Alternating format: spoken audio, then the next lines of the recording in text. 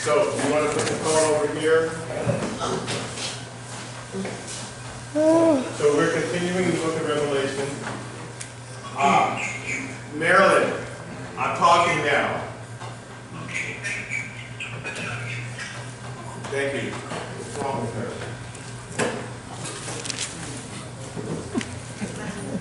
So,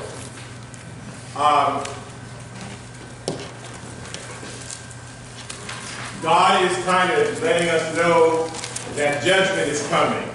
So here's how the world normally thinks about themselves and God. We think that the world's operating, but it's in trouble. People need help. And Jesus is an answer. We present him as an answer.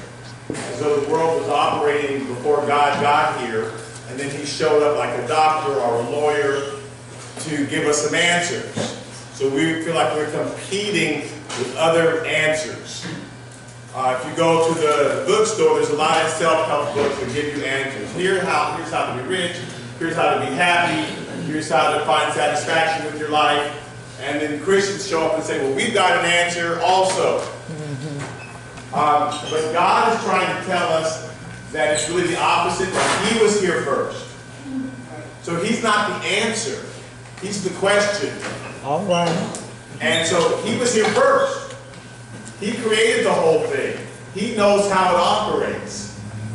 And because we're messing up his world, he's coming back eventually to take it back. So it's not our world, and he's trying to show up, again, like a doctor knocks on your door and says, hi, I'm here to help you, and then the doctor's going to leave later. This is his house. It's his world. He knows how it all operates. He's got all the... He is the answer. He's the question. He's the beginning. He's the end. He's all of it. And so because we're not paying attention to him, he's letting us know judgment is ultimately coming. So he's trying to explain here in the book of Revelations. He stops for a moment to say, here's how it all started. Here's how you got in this situation in the first place. And here's how it's going to end. In Revelation chapter 12, he talks about the woman, the child, and the dragon. So we were reading this last week, and then we're going to just continue on. The woman, the child, and the dragon. So who is the woman, we think? Anybody have any guesses? Mary. Martha, Lily. Who? Martha, Lily. Okay, those are sisters of Mary. That's not the woman that he's talking about right now, but thank you for volunteering. I appreciate people who volunteer. No one else said anything. The church. The church, someone said. Who said the church? Okay, you said Israel. How would the church and Israel be related? Well, being that the church is the bride and Israel is God's chosen people, being that Christ died for us, we have become the chosen people. So Israel and the church are kind of the same thing. One is a before, one's an after. So before Christ, he was dealing with Israel. That was his bride. And after Christ, he's dealing with the church. That's his bride. So God always has a people that he gives us an analogy. He gives an analogy, right? It says it's like a wedding, like a groom and his bride. He gives that analogy, so that's what he's calling Israel. The child is probably Jesus, okay. And the dragon is the devil, right? So he's going to say, here's the picture of what's been going on. And so it's like a good movie. You're rooting for the bride to make it. The enemy is the devil, is that dragon who's attacking the bride, the woman, and the child is the unlikely hero that surprises us in the end. Like, oh, that child, that's who's going to save the day. So he's presenting this so that Israel can really understand, and that we can understand what's really going on. So Revelation chapter 12, verse 1. Now a great sign appeared in heaven, a woman clothed with the sun, with the moon under her feet, and on her head a garland of 12 stars. So as soon as John says, the woman appeared, she had 12 stars and the sun and the moon, everybody who was Jewish who read this knew exactly who he was talking about. They got the picture. I was watching television and somebody said, Jesus is a biscuit. Let him sop you up. Now, black people would go, okay, I get that. Jesus is a biscuit. Let him sop you up. So, but we know what they're talking about, right? Had this person said that to a bunch of white people, so you use an analogy that your audience will understand, right?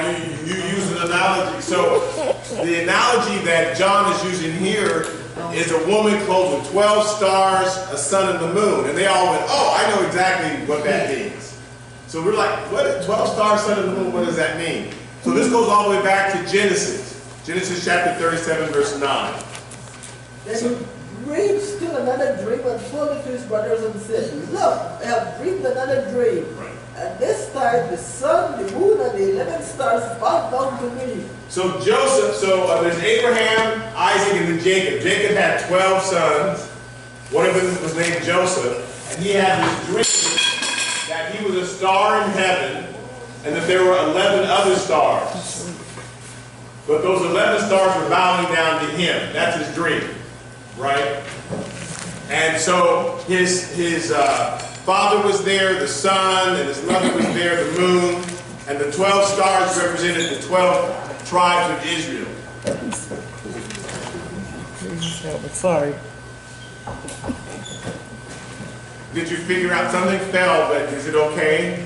It's okay. Is it hurting or crying out? I thought it was one of the things off the table. But it doesn't seem to be because the table's still standing up. Okay. So,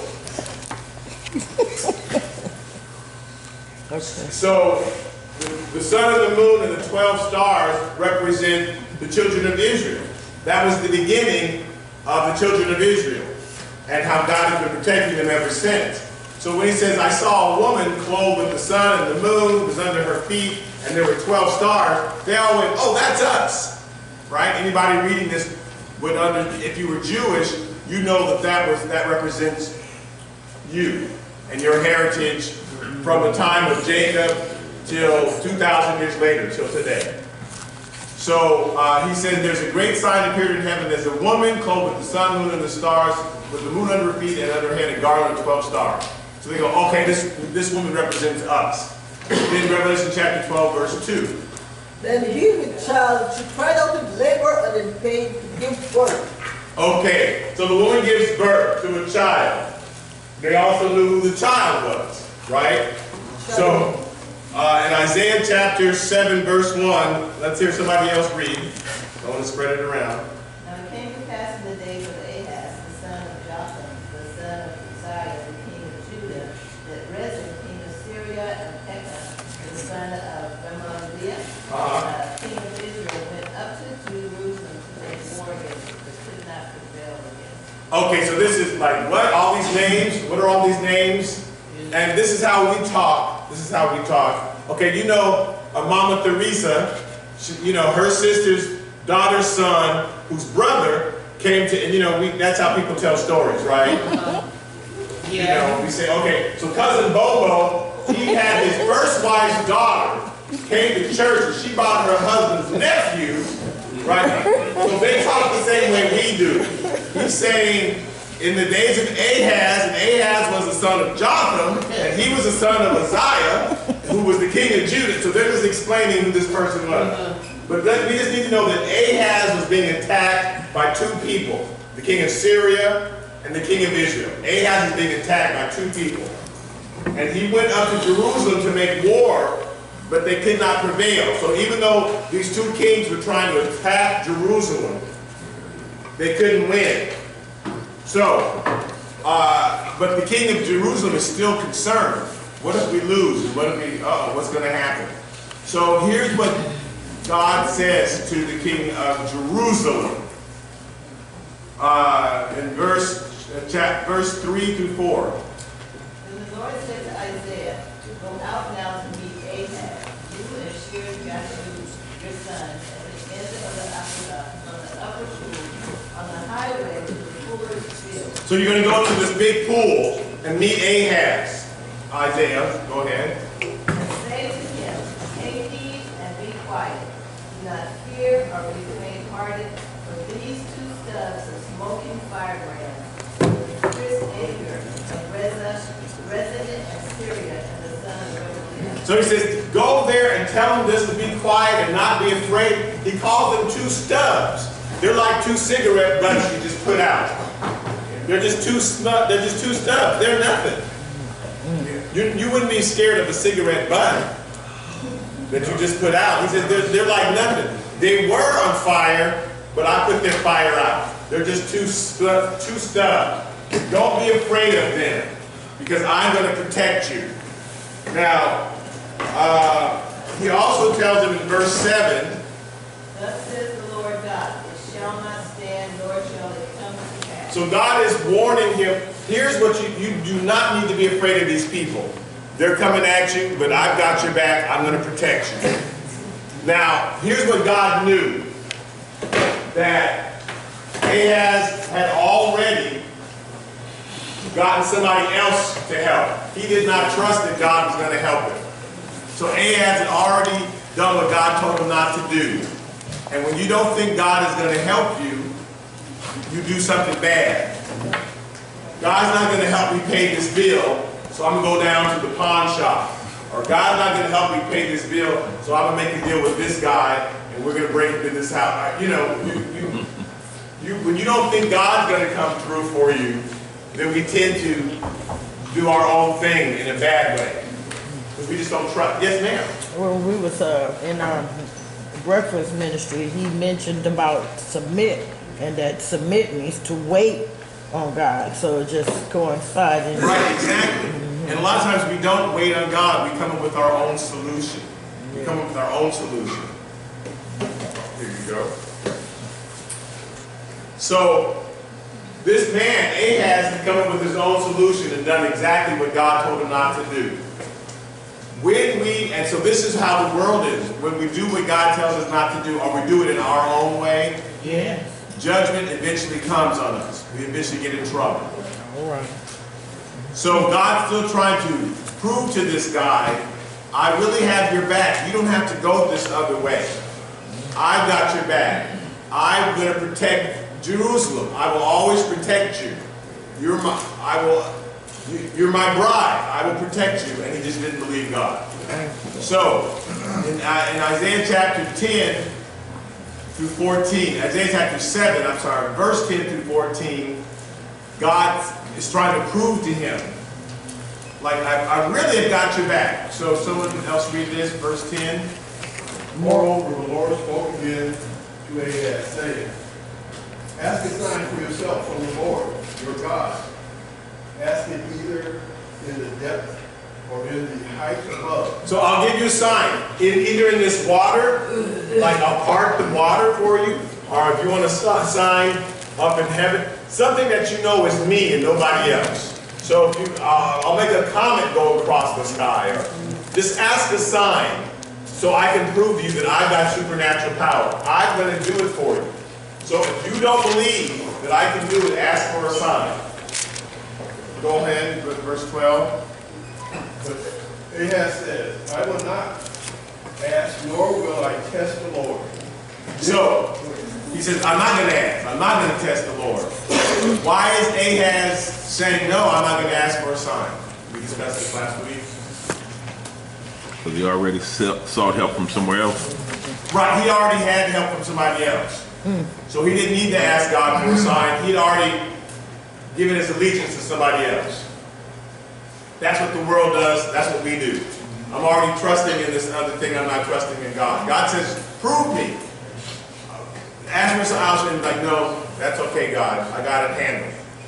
So every time we choose the world over God, judgment starts to come our way. So in answer to that, because God knew what was really going on, we have verse 13. Then he said, "Hear now, O house of David, is it a small thing for you to weary men, but will you weary my God also?" So that makes God tired. Big Mama used to say, I'm making that up. You're just making me tired. You're wearing me out, right? To the kids.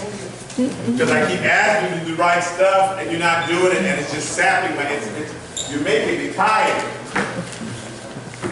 So that's what God's saying. And then therefore, verse 14. "Therefore the Lord himself will give you a sign. Behold, the virgin shall conceive and bear a son, and shall call his name Emmanuel." What does Emmanuel mean? God with us.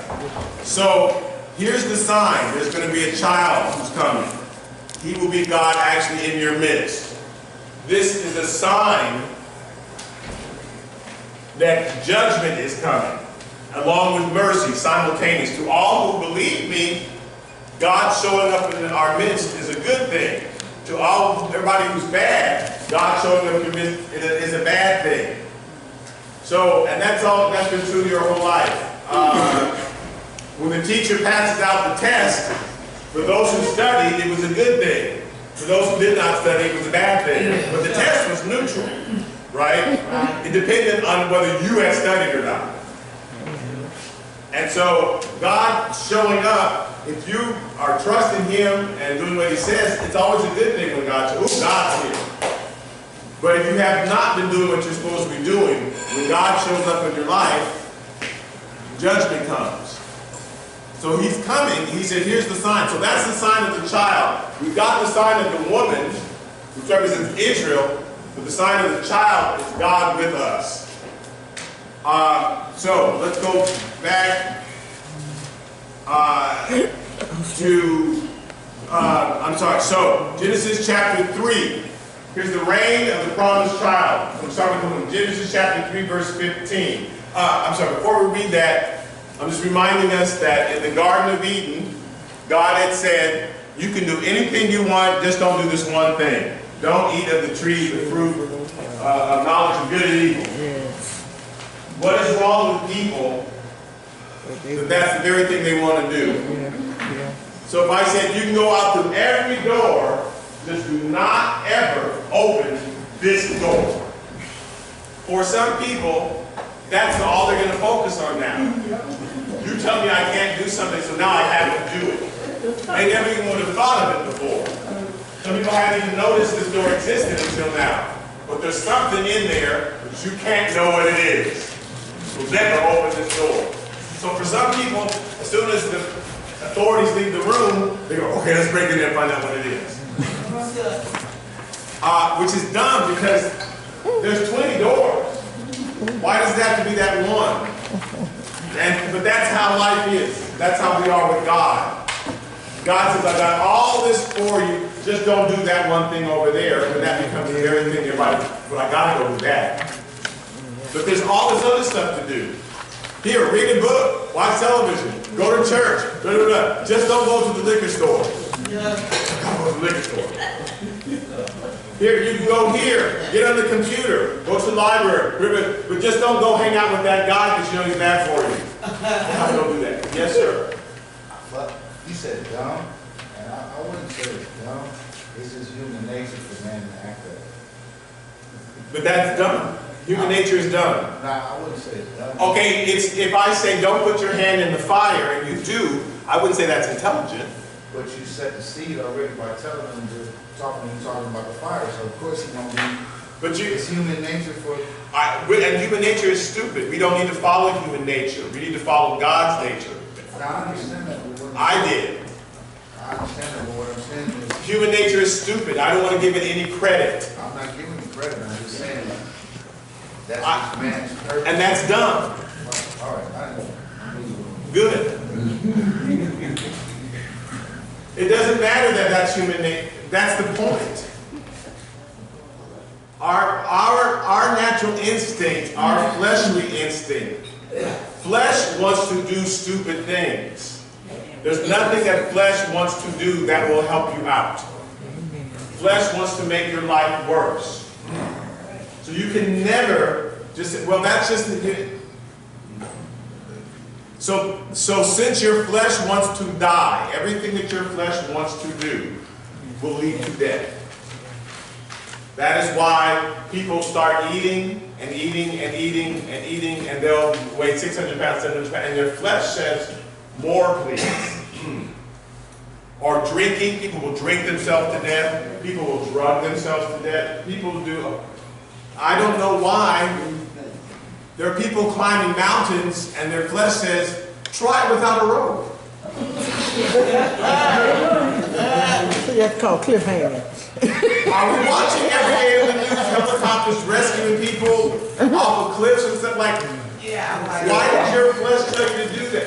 Because the flesh seeks more excitement, flesh seeks more danger. Yeah. Ooh, that wasn't dangerous enough. Next time, let's add something more to it. Right? That's what your flesh wants to do. My son, I said, don't do that. And I said, it was a closet. I said, don't you go in that closet because I have some stuff in there and it's dangerous. I go out the room and he opened the door for the closet. I know. That's crazy to me. Yeah, but he was hiding something from me.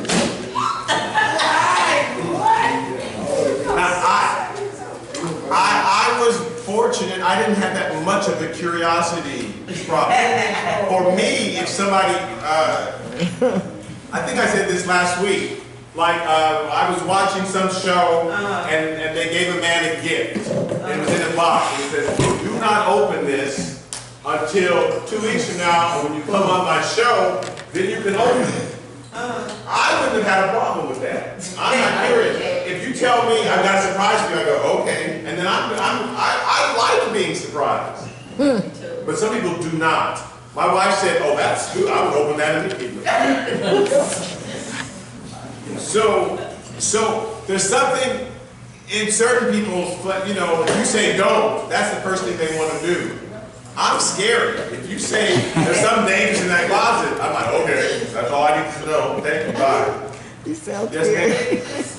Just like my dad gave me for Christmas. It was like Christmas Eve. He told me my gift, and I'm like, Dad, why are you on the phone telling me what I have? Right. He like, don't open it.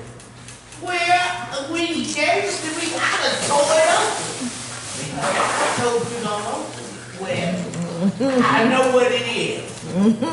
See, right? So some people, if you say don't open it, that's the first thing they want to do, because that's what our flesh wants to do. What is not good for it. That's what the Lord is. Yes. More in the flesh or listen to God. More in what He says is right. Right. Life. So we have to tell ourselves our human nature is stupid, is ignorant. Don't listen to what your human nature tells you to do. You have to have the opinion that what you naturally want to do is going to hurt you. So I'm not going to listen. You have to say, when you're tempted to do something, no, I don't want to listen because it's going to end up not for my good. It's not going to be good. Let me do what God said. Even though what God said doesn't make sense, I think He's smarter than me. And so I want to listen to that. It's going to be better for me if I do it the way God said to do it. Yes, ma'am. I was thinking when I was hearing this brother saying about the word, you have to call sin a sin, or we have to repeat it. Right. So we have to say that it's stupid, it's dumb that I went out there and I was using drugs. I have to say it, because sin is sin, or I'm deemed to repeat it. Right. Yeah, you got to think that's it's not, even though it's natural to do it, you have to have the opinion it's natural, but it's going to hurt me. It's going to harm me. Amen. It's bad. It is bad. Otherwise, right.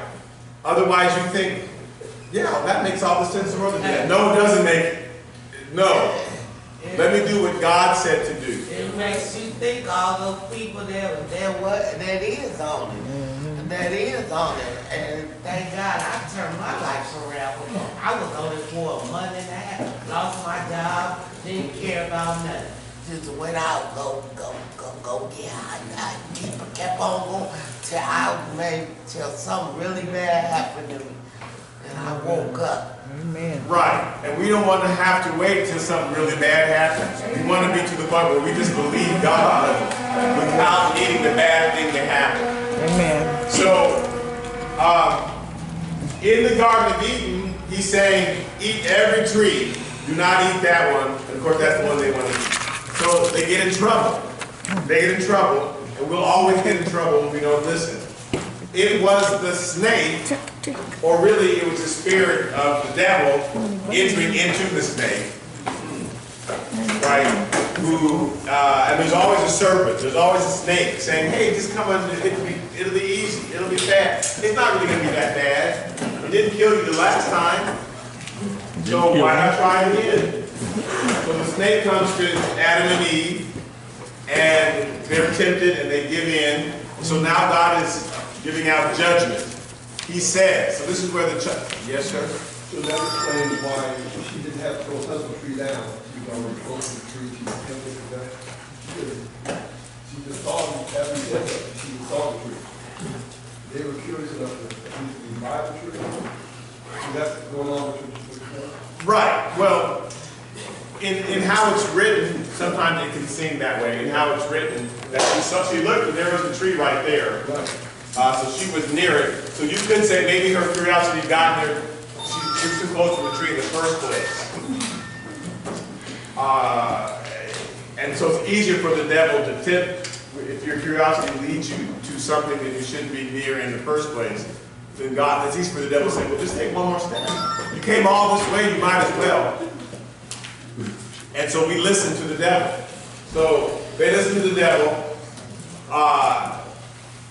And so God is passing out judgment. So my point is, God knows in advance what we're going to do. Amen. And sometimes he has to give us the consequences to teach us a lesson, right? So he says in Genesis chapter 3, verse 15. I will put enmity between you and the woman, and between your seed and her seed. Now who's he talking to? I'm going to put... He's talking to Satan. Right. Between you and the woman, and between your seed and her seed. Mm-hmm. So, all those who follow Satan, and all of the woman's seed. Now, interestingly, Paul says this is just one seed that he's talking about. Who's her seed? Huh? Right. No, just one seed, not seeds. Right, one seed. Her seed is Jesus. Right, her seed that comes from her, he's talking about way down the line, talking about Jesus. Right? She had kids, those kids had kids, those kids had kids, those kids, and eventually Jesus comes up.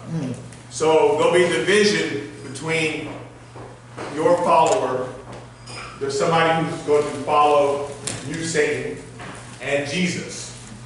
I'm putting division between your seed and her seed. Let's keep going. And he shall bruise your head and you shall bruise his heel. So he, Jesus, is going to bruise your head, Satan. He's going to step on your head. So when Jesus died on the cross, was that a victory for Satan or victory for God? It was a victory for God. So it's easy to say that because that's usually true. So it looked like Satan had won. He's on the cross, but actually he's crushing Satan's head at that point. It says, but he shall bruise, you shall bruise his heel. What does that mean?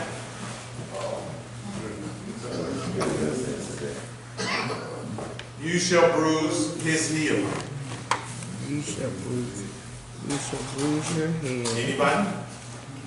Bruise his heel. So we know that Jesus crushed Satan's head. You shall bruise his heel. So So on the cross, it looks like Satan has done damage to Jesus. He's just the part. What part of us touches the earth? Just our feet. That's why when Jesus says, "I got to wash your feet," I got to watch the part of you that makes contact with the earth. Because you're clean. He says all of you are clean now that you're righteous. But you're always making contact with this world. Your feet are making contact with this world. And so we always need a foot washing. We always need to come in, and those parts of us that make contact with the world, we need to ask for forgiveness for that. And so the part of Jesus that touched the world was just his heel. Right? The part of God that just touched the world. And so it looked like a victory for the devil. You're going to, you'll take his life momentarily. You'll bruise his heel momentarily. But when you're doing that, he's actually crushing your head. You think that I got your foot, boom, and he's going to smash you, right? So you're going to lose. So he's letting the devil know that you look like you have a temporary victory when you grab his foot, but he's going to crush your head when you do that. That looks like victory for you is actually going to be victory for him. So that's the first mention of the child. Now, here's what, so she's waiting for that deliverer. In Genesis chapter 4, verse 1, someone read this. Now Adam knew Eve his wife, and she conceived and bore Cain and said, I have acquired a man from the Lord. So here's what she literally said. People hate translating it this way, but here's the literal translation. The International Standard Version, Genesis 4, verse 1 says, Later, Adam had sexual relations with his wife, Eve. She became pregnant and gave birth to Cain. She said, I have given birth to a male child, the Lord. So she thought that child, because God said to her, your seed is going to rescue you. It's going to crush Satan. So when she gave birth to Cain, she said, I have given birth to a man. It's the Lord. It's the deliverer. He's come. They translate it from the Lord, but they just stick that from the. I have acquired a man. I've gotten someone from the. And it's the Lord, is what she literally said. People hate that. But she thought Cain, he's the seed. Because she had no idea that it was going to be thousands and thousands and thousands of years before the deliverer came. This is part of the problem with prophecy. If you look at a mountain range, you might see two mountains. It looks like they're right next to each other when you look at two mountains. But if you were looking from the side, there's a huge valley in between. But when we see the two mountains, it looks like they're just right next to each other. Right? So when Jesus talked about his first coming and his second coming, people think, oh, they're going to happen one right after the other. But they didn't realize there was this big valley in between. When he was telling Eve, you're going to give birth and your seed will crush Satan's head. First of all, she didn't know what give birth meant because no one had ever been pregnant before. So when she got pregnant and then gave birth, she said, this is it. I've given birth to the Lord. The deliverer is here. But he didn't, yes, sir. She didn't just forget it. Right, it wasn't her fault. She didn't go to her friend and say, what happened when you got pregnant? She was the first person to ever get pregnant. So when she gave birth and there's a little child there, well, this is the child. This must be the child. She didn't know that child would have a child and that child would have a child. That had never happened before. As far as she knew, this was it. When I was teaching high school, the kids in high school thought that they were the first ones that had ever been in high school. So when you tell them you need to study, they think, oh, you don't know what you're talking about. Because they don't know that people have been in high school for years, and I've given this test 500 times. I know that you need to study. They also would think that they were going to be in high school forever. I don't need to study. I don't know why, but it's like a judgment day is coming, graduation day is coming. If you don't pass these tests, I guess you will be in high school forever. That's not the plan. Amen. So sometimes we think our situation is the only time this thing has ever existed. So Eve she thought, I've given birth to the Lord. This is the child. And then, yes, sir. You said that was first. Didn't we conclude that there was something before? Eve didn't know anything about that. Right? Eve didn't know anything about that. She's the first human. So we don't know what was here before Adam and Eve. But Adam and Eve didn't know anything about it. Right? That was all, that whole civilization was wiped away. So Adam looks up, he's the first man, Eve's the first woman. Then she gets pregnant. They don't know why she's fat. And then a child comes out. This must be what God was talking about. I've just given birth to the deliverer. Yay, we're free. So they've been waiting for this child to come ever since Adam and Eve. And then God says, I'll give you a sign. A virgin's going to conceive and will bear a child. And this child will be God with us. So Satan, who else is waiting for the child? Satan's waiting for the child, right? When God says, her seed's going to come after you, Satan's sitting there waiting for her to give birth to this child. That's why he went after Cain instantly. That must be the deliverer who's going to crush my head. Let me see if I can get him. Well, then Abel showed up, and then Seth, and then more people. So Satan's been following this line, waiting for this person that's going to come and crush his head ever since Eve. Just waiting. When is this person going to show up who's supposed to finally crush me? Okay, so let's look at Revelation chapter 12, verse 3 through 5. The first part of verse 5. And another sign appeared in heaven. Behold, a great fiery red dragon having 7 heads and 10 horns and 7 diadems on his head. His tail drew a third of the stars of heaven and threw them to the earth.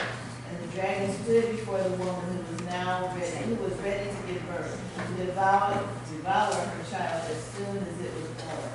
She bore a male child who was to rule all nations with a rod of iron. So God is giving us this. Here's what's going on spiritually behind the scenes. Satan is waiting for this woman to give birth to this child.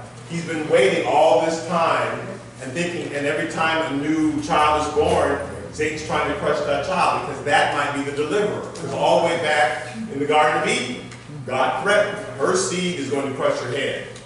So he's waiting to devour, the dragon is waiting to devour her child. Who is it going to be? Is it Moses? Well, then I'll get inside of the Pharaoh and he'll kill all the children that are born. So that way Moses won't be born. Right? That's why he got inside of Herod. And Herod put out an edict to kill all the children. That has been Satan's thing. I've got to stop this child from being born. So the reason that the dragon has 7 heads and 10 horns, and again, this was the vision from Daniel, is because there were 7 great kingdoms that have come against Israel. Starting first with Egypt, right? And Pharaoh and Moses and all that, and Pharaoh's trying to kill the children of Israel. Then after that, Syria came against them. We just read about Ahaz. And Syria was about to, King Ahaz is joining up with Syria. And God said, nope, Syria's bad for you. Then Babylon, then the Medes, then the Persians, then the Greeks, then the Romans. And every time a new empire would rise up, there were 7 times that these empires, they always come against Israel, they always attack Israel, they always take them and try to wipe them out. At one point, they almost totally wiped them out, right? There's like one person left alive, and God protected that person. That's also why we study the story of Esther. Because that was another time that, who's the guy that came against Esther? Yes, Haman was going to, had worked it out so that all the Jews got killed. This is more than black people. The devil has been trying to kill off the Jews because that's the line that the Messiah is supposed to come through. And he's still doing it today. So that's why the devil keeps entering into people and they keep walking into synagogues, taking machetes, which just happened last night, right? And killing and trying to kill people. The devil keeps entering in our time, not our time, but in the 20th century, Hitler tried to wipe out all the Jews. That's a devil thing, right? And that just happened throughout the centuries. Throughout the centuries, you can just chart where the devil has been trying to wipe out the Jews. Because he says the virgin's going to, from this line, the Messiah comes. And now the devil knows that the Messiah is coming back. Now he's coming in the cloud. But he's still thinking, if I can wipe out the Jews, I can stop this prophecy from happening. Because God has hooked it up with the Jews. Even in the book of Revelation, it's about the Jews. It's not about the church. So the devil's still trying to wipe out the Jews. So you got the woman who represents the Jewish people. And now today, we're the bride of Christ. And the dragon is the devil. And he keeps trying to wipe out. He thought he had done it finally when he destroyed the temple in 70 A.D. I finally got rid of all the Jews. I'll stop this, and they were scattered throughout. But God says that's those two pieces. There's a mystery, which is the church is coming in between. But then I'm going to get back to the Jews. So the Jews will always be in the news. There was a 2,000-year period where they weren't in the news. And now they're back. Israel is the focal point, and because God's prophecy begins and ends with the Jews. Okay, so he says, the dragon stood before the woman and was ready to give birth to devour her child as soon as it was born. She bore a male child and was rule all nations with a rod of iron. Isaiah chapter 9, verse 6 and 7. For unto us a child is born, unto us a son is given, and the government will be upon his shoulder.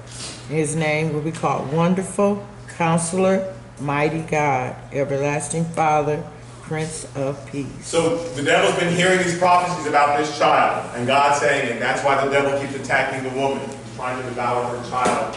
And God keeps saying, a child is coming, a child is coming. He's going to be God. He's going to be God. So the devil's been trying to kill him. Once he was born, the book of Revelation says that he was caught up into heaven. Revelation chapter 12, the second part of verse 5. And her child was caught up to God and his throne. Okay, so that part has also been prophesied, that the child is going to come and then go up to heaven. So Daniel chapter 7, verse 13. I was watching in the night visions, and behold, one like the Son of Man, coming with the clouds of heaven. He came to the Ancient of Days, and they brought him near before him. So we're going to talk about Jesus, the Messiah, coming with the clouds and coming in the clouds. Believe it or not, it's two different things. And he says, now where is he going? The Son of Man, one who is like the Son of Man, who is like a regular man. We're talking about Son of God and Son of Man. Those are two different things. So you're talking about a human, and then you're talking about Son of God, you're talking about someone who's God. Yes, sir. So the Ancient of Days is God the Father. Yes, he is. So it says, I was watching the night, and behold, one like the Son of Man was coming with the clouds of heaven. With the clouds. And he came to God. And they brought him near before him. So which direction is the Messiah going in the clouds? He's coming towards earth or going towards heaven? Going towards heaven. Going towards heaven. He's going to the Ancient of Days, right? So this vision that Daniel has here is Jesus going up in the clouds. Coming with the clouds. The clouds are coming to heaven. He's coming with the clouds, coming to the Ancient of Days. There's also a vision of Jesus coming with the clouds down to the earth. So we're talking about two different times. One going up in the clouds, one coming down in the clouds. In Acts chapter 1, verse 9 through 11. Essential. Now when he had spoken these things while they watched, he was taken up and the cloud received him out of his sight. Okay, so when Jesus is talking to them and says, I want you to go and be my witnesses and wait till the power of God comes on you, etc. Jesus gives his blessing after he's crucified. He says, then while they watched, he was taken up and the cloud received him out of their sight. So now he's going up. So that fulfills Daniel's vision. I saw one coming in the clouds received him. So the clouds were already up there, and the clouds like took him, and the clouds went on up, and he went with the clouds up to heaven.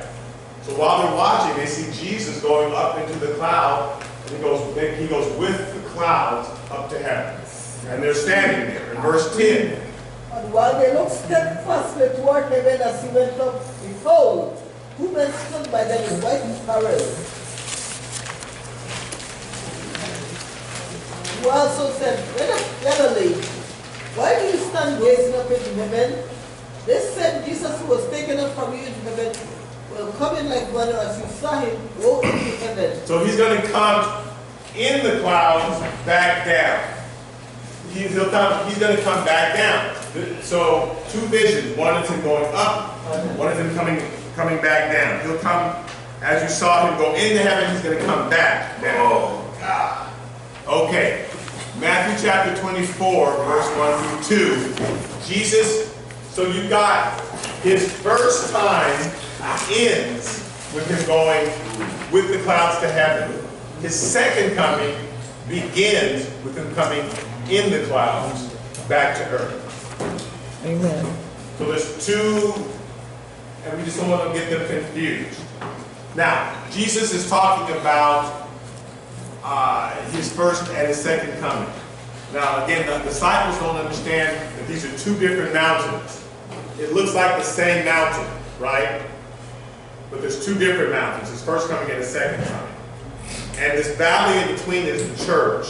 Paul says, behold, I show you a mystery. Here's something that you never understood in the Old Testament was this valley in between these two comings. And so this church is like this brand new thing. We're new to the Jews. Even though it's mentioned in the Old Testament, they never understood the time period in between first and second coming. They just put the clouds together. He's going to come in the clouds and then everything's going to be great. So the reason why did they keep staring when Jesus went up? Why did they keep staring? They're waiting for him to come back down. They come back down. They didn't know there's a 2,000 years in between. Why are you staring up there? He's about to come back down. Like a tooth. They're just sitting there, well, you be staring there for 2,000 years. Your neck's gonna hurt. So they didn't understand there's a 2,000-year period in between. That's why he's coming back, but not right now. Go do what he told you to do. Here's our problem. He says the same thing to us constantly. God will tell us something that's going to happen, but we don't realize there's 10 years before that's going to happen. There's 20 years before that's going to happen. Amen. So we're sitting waiting for it to happen. But meanwhile, he said, no, go do what I told you to do first. Yeah, but I'm about to get that house. Not for 10 years. Go and witness or whatever it is he told you to do. You got to go do that first. Take care of all that business first. God is going to do that thing, but there's a big gap in between. People have visions about this church. Ooh, I see this happening and that happening. Yeah, in 10 years. We got to do the stuff first. And then that's going to happen. It's going to be full of people. But there's a whole valley in between what you saw. It's not tomorrow. It's not tomorrow. But we're anxious. We want things to happen right away. But we tend to skip all the stuff that God told us to do in order to have that happen. So they're waiting for Jesus to come back. It's like, So here he explains in Matthew chapter 24, verse 1 through 2. Then Jesus went out and departed from the temple, and his disciples came up to show him the buildings of the temple. And Jesus said to them, do you not see all these things? Assuredly I say to you, not one stone shall be left here upon another that shall not be thrown down. Now as he sat on the Mount of Olives, The disciples came to him privately, saying, "Tell us, when will these things be? What will be the sign of your coming and the end of the age?" So, they're saying, when will the temple be thrown down? Because that's what Jesus was talking about. This temple is about to be thrown down. When will these things be? So Jesus is answering their first question. He says, and what will be the sign of your coming? Do they mean the first coming or the second coming? Probably, because they don't understand there's the first and the second. So they mean, when are you coming back in the clouds? So, and that's why they're waiting. Oh, good, he's about to come back any second now, and then he's going to be king and we're going to rule. Whoa, that's a long time away. So when would be the sign of that second coming? But they don't know that there's a first and a second. So when were you going to come back? And what's going to be the end of this age? And then you'll start your rule. Because remember, the government, a child will be born, and the government will be on his shoulder, and he'll be the wonderful counselor, and the mighty God, and the prince of... They're waiting for Jesus to come back and rule on the earth in Jerusalem. And they're going to be at peace with all their enemies, and they're waiting for that to happen. They don't understand there's a big gap in between. Yes, sir? I have a question. Isn't that like, okay, we need gardens. Yeah. I'm getting from you. Yes. Okay, everything was cool in the beginning, right? Uh-huh. Then there's going to be a huge war, right? Eventually, yes. God is giving man a second chance, a second opportunity to rectify what happened in the beginning. Yes, yes. We're supposed to just be living with God and basically in the Garden of Eden. And that's eventually what will happen when Jesus comes back the second time. We'll be like the Garden of Eden again. We'll be at one with God. But there's all this time in between. Because God's not going to make us do it. We have to choose to do it. So he does all these things. Yes, sir? Yeah, but in that process of, he got to do his job. God is doing his job. Right. Now, man has work to do. Like I said, God is slow. So man has work that has to be done. Right. Within that time before. But there's also a, No, I'm sorry. There's something ringing in my ear. It is. Right. So go ahead. No, I didn't mean to interrupt you. I'm just thinking, what is something ringing in my It's ear? been going on for quite some time.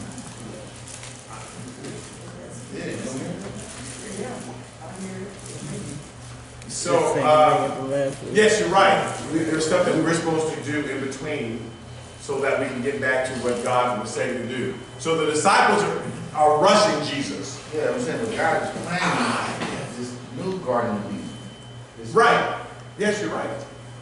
Right. And they're asking, when's that going to start? And they don't understand this whole time period in between. So there are three questions. They're saying, when are you going to destroy the temple? When are you coming back? And then what will be the sign of the end of this age that we're in? So Jesus is answering those questions in a second. Revelation chapter 12, verse 6. Then the woman fled into the wilderness. Oh, I'm sorry. I didn't let you finish that last part.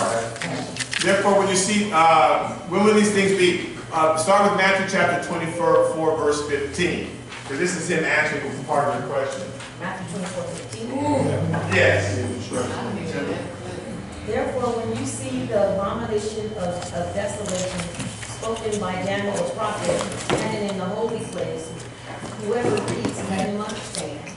Then those who are in Judea flee to the mountains. Right. So he tells them, here's going to be the sign of the end of the age and of the destruction of the temple. When you see the abomination of desolation spoken of by Daniel the prophet, when you see that agent of the devil, who we know is General Titus, when he's standing ready to walk into the temple, that's the abomination. When a Gentile walks into the Holy of Holies and declares himself God, which he did, that's when let those who are in Judea flee to the mountains. Because the temple's about to be destroyed, and we're about to start a new age. The age that they thought they were about to start with is the millennium. The disciples said, oh, the new age is when Jesus rules. And they didn't understand. Jesus says, no, there's an age of the Gentiles coming. So we're about to start a new age, which is the age of the Gentile and the church. Paul understood that, but no one else did. That's why Paul witnessed to the Gentiles and kept going into all these different Gentile places. Because he understood those scriptures that talked about the nations coming and receiving the Lord. So, when he talks about the end of the age, although they thought that the age that was coming was the millennial reign, where Jesus is ruling on earth, Jesus says, no, this is the age of the Gentile that's coming. So here's when that thing will be. It's probably, I was thinking about the microphone. I would turn off the microphone in the church. I would go to the back and turn it off. Turn it back on. Probably ringing. Right?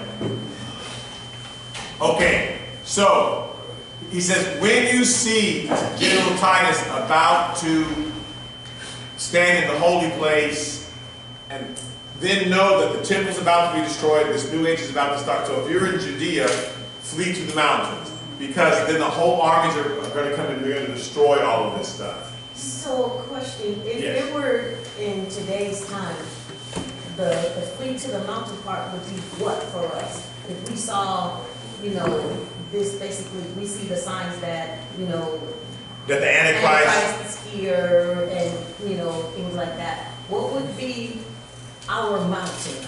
Yeah, unfortunately, there won't be any place to flee at that. Well, here's it. The stuff that's going to be happening in the book of Revelations is generally going to be happening in the Middle East. It won't be happening all over the world. It's generally going to be happening around Israel. We'll see it, we'll know of it, but it won't be happening everywhere. Part of the destruction that's coming, where the moon will be darkened for a while, the sun will be dark, we're already experiencing it. We're having all this climate change and stuff happening. And so there's nowhere for us to hide from that, from his destruction. But so this particular thing that Jesus is talking about is very specific to that time period. We don't have a parallel today. He literally is saying, when this person is standing in the holy place, get out of here, because the Roman armies are about to come in. They're going to destroy Jerusalem, which is what they did. So we don't have a parallel today, but we're to know that so our parallel today is when you see the Antichrist coming, don't flee away from him. Do not believe him. Do not buy into what he's saying. Please recognize that he's anti-God. He's going to pretend to be a Christian. He's going to pretend, oh yes, I'm a Christian and I believe in all this Christian stuff, but it will be a lie. Many Christians will follow him.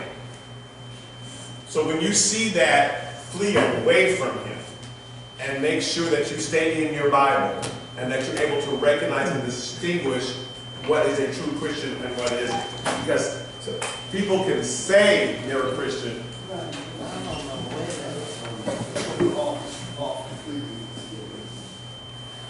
That is so odd. What could that be? That's an alarm. Upstairs?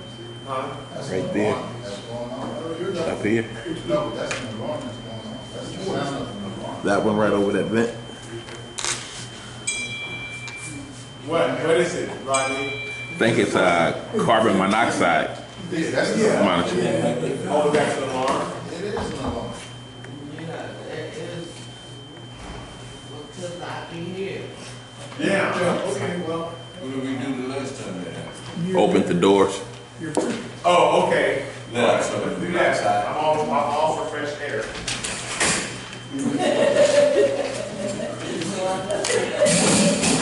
It went off when y'all opened. Well, It's going to take a while for the air to circulate. stand in the middle of the,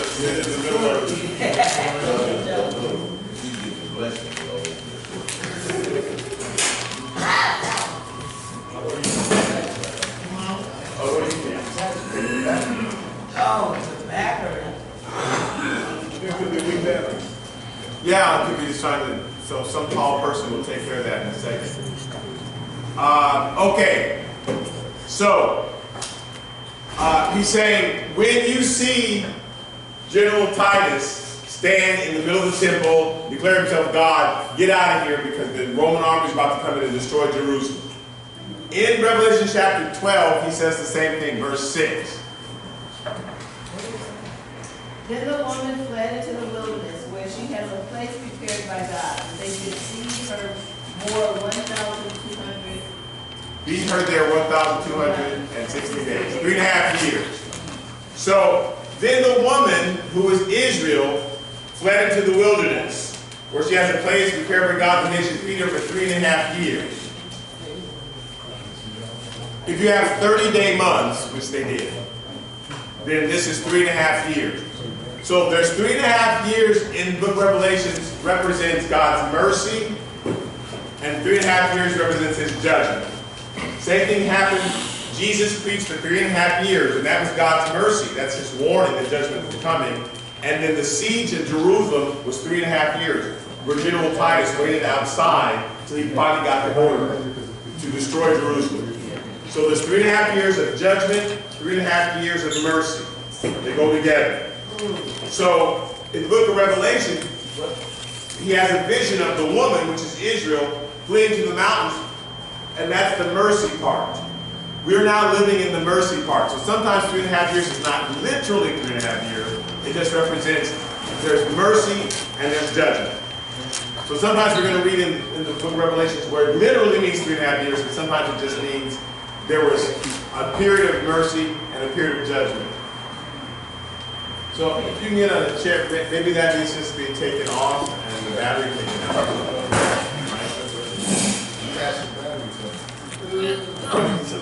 They counted where it was. Okay. So once.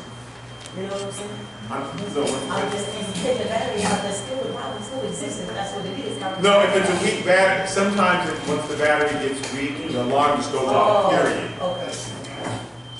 It's kind of letting you know that the battery is weak. You gotta change the battery. Okay, yeah. Just said come on my side. Right, that's what it's there to that's what it's there to warn us about. But anytime you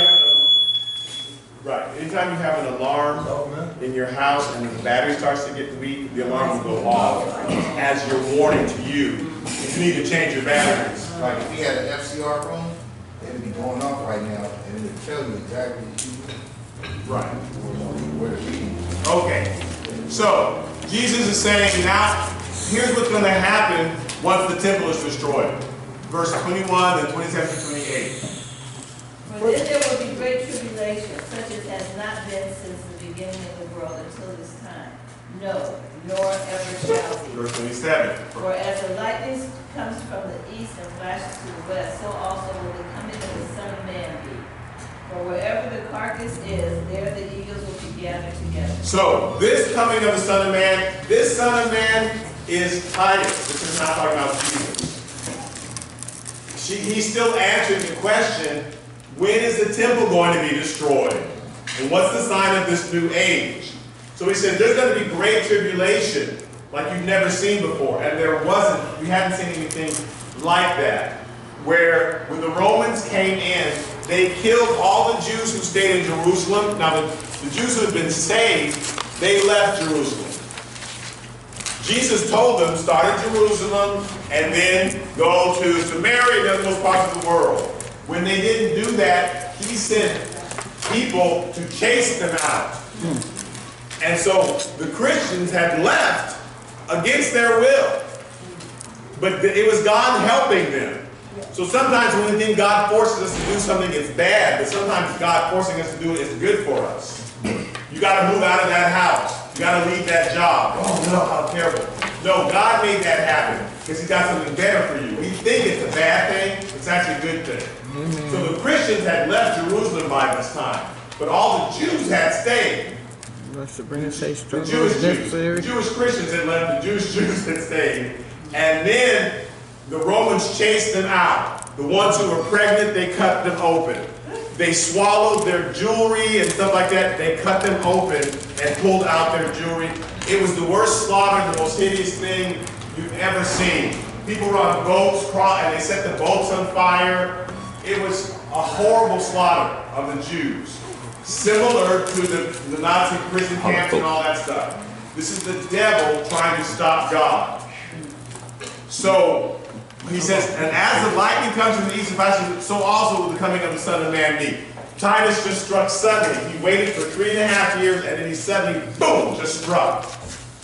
He says, for where the carcass is, and Israel was like a dead man waiting. The eagles are going to be gathered, the vultures will be gathered, right? If there's something dead. So he's not talking about anything good. He's talking about there was death, and the vultures are gathered there. They're ready to pounce. Once Jesus took his hand off, Israel was dead, and the vultures were waiting to pounce, right? That's true in any situation. When God takes his hand off a church, it's dead. And the bill collectors are ready just to pounce.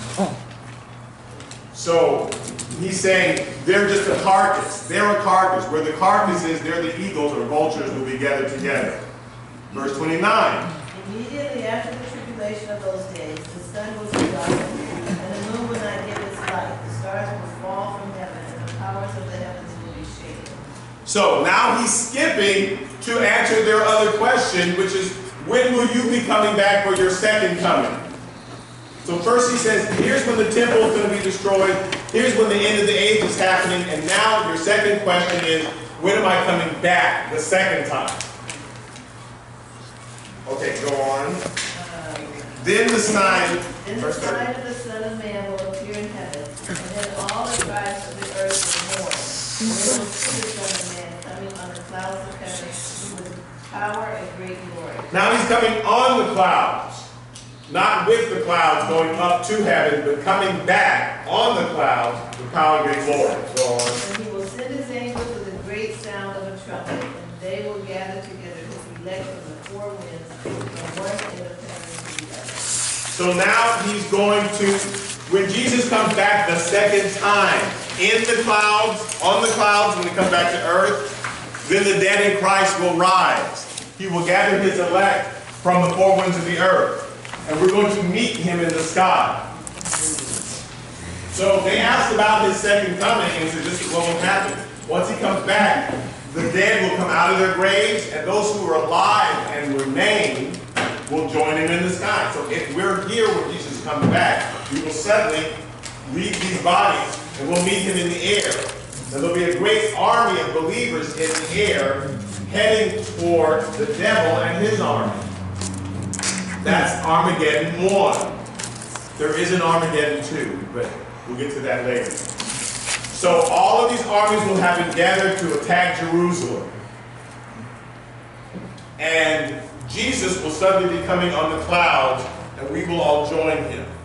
So that's the question they asked. When are you going to destroy the temple, and when are you coming back? Huge gap in between, but that's the question Jesus is answering. No other question. This has been misinterpreted because they think Jesus is answering something else. Yes, ma'am? I covered this, but I don't remember. So when we're called up to meet him, is that the one that's going to be walking in the field and one is going to? Yes. Yes, that's good. Okay, and we'll get to that specifically during Bible study on Wednesday nights because we're studying just the book of Matthew. So we'll go into that specifically. Okay. So Satan come out of heaven on the last page, Revelation chapter 12, verse 7 through 9. But God broke out in heaven. Michael and his angels fought with the dragon, and the dragon and his angels fought, but they did not prevail. There was a place found for them in heaven any longer. So the great dragon was cast out, that serpent of old called devil and Satan. He deceived the whole world, was cast to the earth, and his angels were cast out with him. So first he was talking about the woman, which is Israel. Here's what's going to happen to Israel. Then he was talking about the child. Now he's talking about the devil. And he's flashing back to how the devil first got to earth in the first place. It's just a flashback like you might see in a movie or something. Here's how the devil got there in the first place. There was a big war between Michael and his angels. We discussed this. We know that the angels had sinned. are in chains, but he's talking about that war, and the devils were cast to earth, and his angels were cast out of heaven with them. They were cast into chains, but the devil was confined to earth. Now, Revelation chapter 10, verse 10 through 12. Then I heard a loud voice saying in heaven, now salvation and strength and the kingdom of our God and the power of his Christ have come. For the accuser of our brother, who accused them before our God day and night, has been cast down. And they overcame him by the blood of the Lamb and by the word of their testimony. And they did not love their lives to death. Therefore rejoice, O heavens, and you who dwell in them. Woe to the inhabitants of the earth and the sea. Again, this means Israel, and the sea means the Gentiles. Jews and Gentiles. There are no people who live in the sea. The sea always means, I'll make you fishers of men.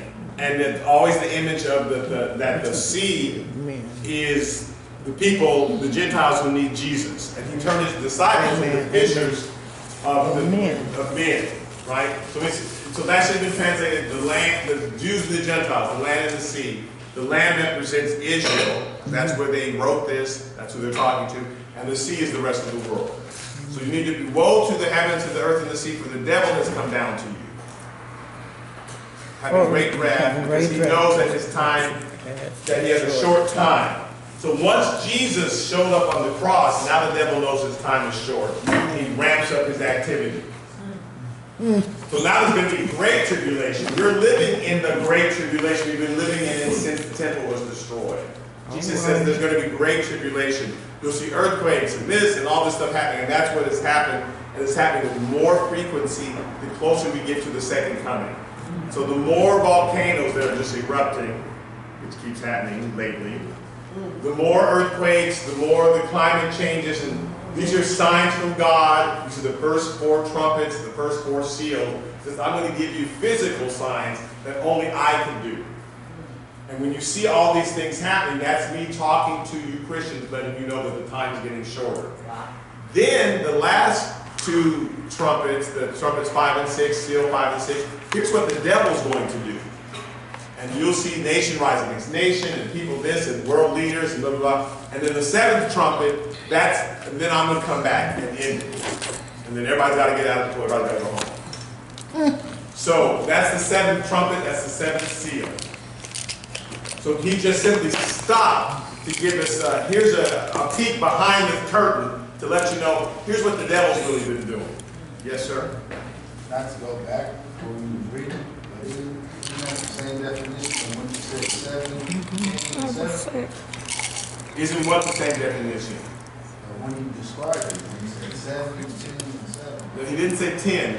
I said 7. But whenever you talk about 7s, he says there are 7 trumpets, there are 7 seals. That's what we've been reading. I'm just going through it quickly.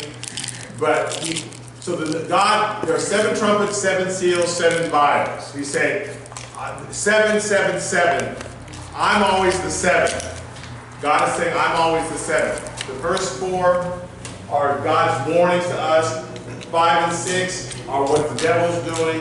And 7 is always me when I show up to fix it all.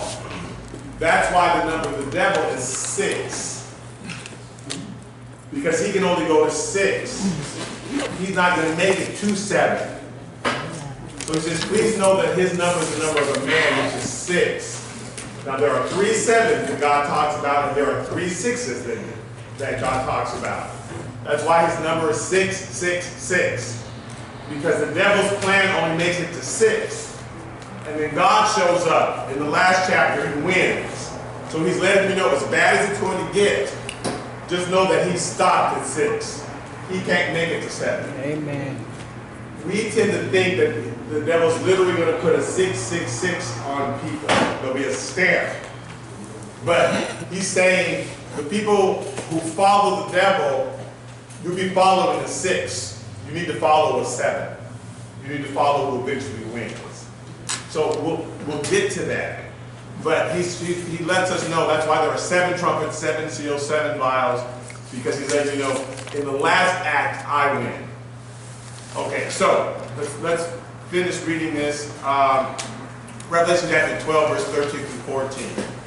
Now when the dragon saw that he had been cast to the earth, he persecuted the woman who gave birth to the male child. But the woman was given 2 wings of a great eagle. So he persecutes the Jews, but the woman's given 2 wings of an eagle. Here's what the eagle means as you know, in the Old Testament. Isaiah chapter 40, verse 31.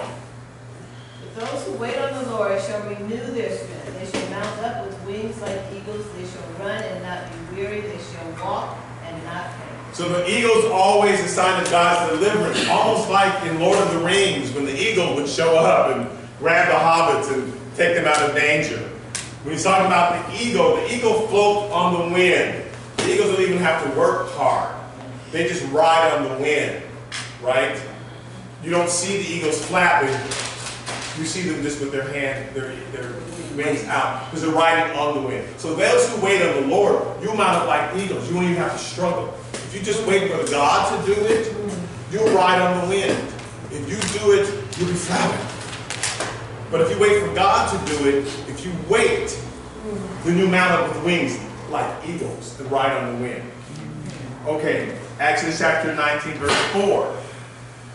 You have seen what I did to the Egyptians and how I bore you on eagle's wings and brought you to myself. So I just usually, there's a bunch of scriptures where God says, see, I did it for, they didn't have to part the Red Sea. You can see them go and trying to move the water. He says, I'll do it for you. You just have to walk through it. So you saw how when I did the Egyptians, I took care of them. I drowned them. I parted the sea. You didn't have to do anything. So if you wait and let God show you how to do the situation, if you wait for God to say, go here, go there, it'll be so easy. But if you do it yourself, and try to solve it yourself, you will be struggling your whole life. And there's no need for that, because God's deliverance is, but you got to wait for it, and that's what we don't want to do. That's what we want to do. Yes, sir. Rather than reading too also, is that keep fixing it? What? We're going to be reading at home by Yes. myself. Is that he blocks your blessing when you don't pay attention to what it is he has planned for you. Yes. If you don't do it God's way, then you run into a roadblock. That's certainly true. So he says the woman was given 2 wings. Even though the devil was trying to persecute the church, the woman was given 2 wings so she can escape. The last image, Revelation chapter 12, verse 14 through 17. That she might fly into the wilderness to a place where she is nourished for a time and times and half a time. That's a year, times is 2 years, and half the time is a half. Again, times, and half the time. That's 3.5 years. So there's a period of mercy where the woman will be protected. Go on. So the serpent spewed water out of his mouth like a flood after the woman, that he might cause her to be carried away by the flood. So this is the devil attacking the Jews. This is the devil attacking the Jews. Go on.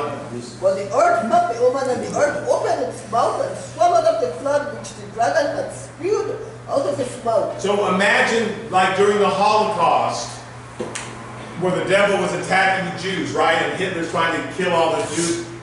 People, the earth, Gentiles, actually opened up and rescued a lot of those Jews. A friend of mine, his mom was just a little girl when all this was happening, and this Gentile family took in her and her sister and hid them from the Jews. From the Germans, I'm sorry. Hid them from the Germans. And so the world opened up and protected the Jews while the devil was trying to kill them. So it says the woman was being attacked like a flood. The devil was trying to attack, but the earth opened up, like the people opened up and helped them. Verse 17. And the dragon was enraged with the woman, and he went to make war with the rest of her. So I'm mad that I didn't get the Jews, so now I'm going to make war with everybody else. Who keep the commandments of God and have the testimony of Jesus Christ. So if I can't kill the Jews, I'm going to attack the church. Because you keep helping the Jews. So the devil just simply, God stopped for a moment to give us a behind the scenes. Here's what's going on from the beginning with the woman, the child, and the dragon. The woman's always been Israel. and then the church. The child has always been this promised hero that's coming. The devil's always been trying to devour the child as soon as he gets here. And once he couldn't get Jesus and tried to get Jesus, then he went out to attack the Israel again and attack the church. If I couldn't stop him that way, I'll stop everybody else. Because he knows his time is short. Again, the devil does not know what's going to happen. He has to show up in Bible studies and sit there and have somebody to teach his book of Revelations. Because he doesn't know when, he just knows what he's heard, and that's why God is saying it like he's saying it. No one man knows the hour, but here's basically so you'll recognize when it's happening. But God's not specific in the book of Revelation. It's going to happen June of 2023, because he doesn't want the devil to know.